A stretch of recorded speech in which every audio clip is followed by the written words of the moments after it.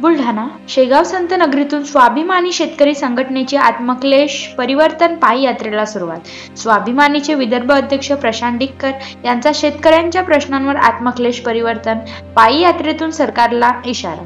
शेतकऱ्यांना संपूर्ण कर्जमुक्ती, 100% पीक विमा, शेतमजुरांसाठी स्वतंत्र महामंडळ आणि महिला बचत गटांचे कर्ज माफ, अवकाळी पावसाची मदत, अतिवृष्टीग्रस्त शेतकऱ्यांची रोखलेली नुकसान भरपाईसह इतर मागण्यांसंदर्भात सरकारने 16 दिवसात निर्णय घ्यावा, प्रशांत डिक्कर यांची मागणी।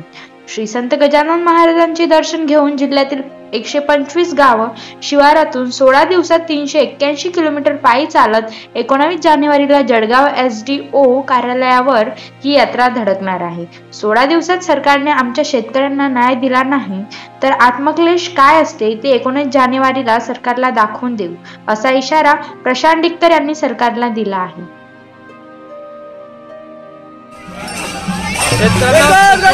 माफी, 100% पीक विमा, महिला बचत गटावरचं कर्जमाफ, अवकाळी अतिवृष्टी पावसाचे नुकसान झालेलं आहे त्याची रक्कम सुद्धा तात्काळ शेतकऱ्यांच्या खात्यामध्ये जमा झाली पाहिजे आणि ज्या ज्या शेतकऱ्यांच्या समितीकडून चक्का मोबदला मिळवणे, कापूस भावाच्या संदर्भात